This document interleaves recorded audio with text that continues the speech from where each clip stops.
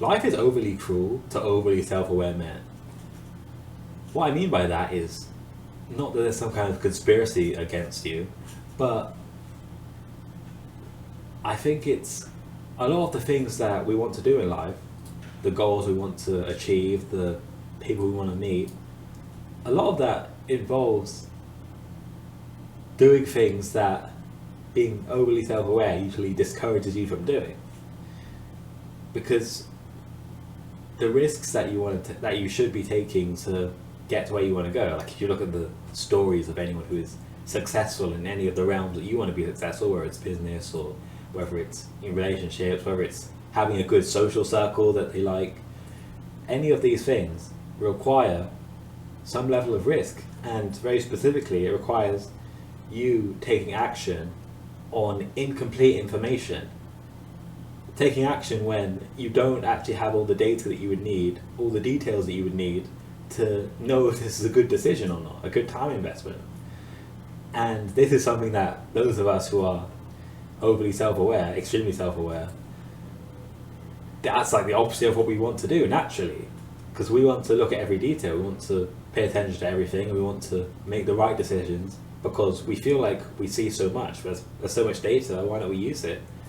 But the reality is, fortunately or unfortunately, life rewards those who are able to act without all of that, who are able to react without so much thinking, which once again is the opposite of what people who are overly self-aware want to do, because it's very tempting for us to think through things. It's very tempting for us to analyze stuff, and this is what people talk about when they end up finding themselves in what they call analysis paralysis.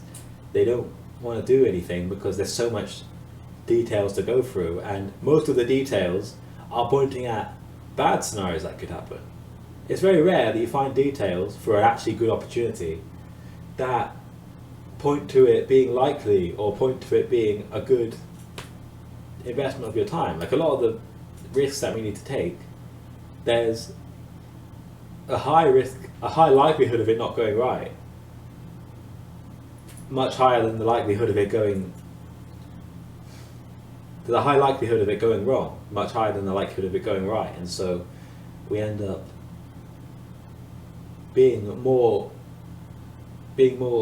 likely to just not do it. And that's the main thing. Being overly self-aware makes you less likely to do things on a whim, and then life just doesn't reward you for that. Like, life rewards people who are able to do that. They say that life is overly cruel to shy men as well, and I think there's a lot of similarities here where it's the outcomes are the same, the reasons for doing that are not the same.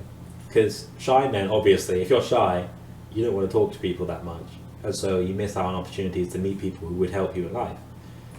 If you're overly self-aware, you might not be shy, or you might be shy, it doesn't really matter, but the fact that you're overly self-aware, it's gonna make you more likely to perceive things that make you convince yourself that it's not a good idea to approach that person, or to say something to that person, or to ask a person for this opportunity that they might say no to. Like, you come up with all the reasons why they'll say no.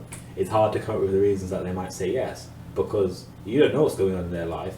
You don't know if they have an open position. You don't know if they're looking for someone like you to work with them, to be friends with, do whatever opportunity you're looking for. You don't know what's going on in their life, so it's very hard to have the information that would satisfy your self-aware brain to make you feel comfortable to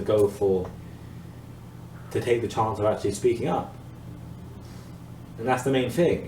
It's hard to get the information that you would need to satisfy yourself, to make yourself feel comfortable to do the things that you need to do when you are someone that thinks like this, when you're someone who overthinks, when you're someone who's extremely self-aware to the point where you look at all the details of everything and talk yourself out of everything. It's very rare that you're going to be comfortable. So the main takeaway is that we need to be more comfortable with doing things with incomplete information and just being getting more acclimatized to the feeling of doing that, because it's never going to be comfortable. In my experience, it doesn't really get more comfortable, you get more used to it. And you can get more used to it. That's the positive side, is you can get used to it.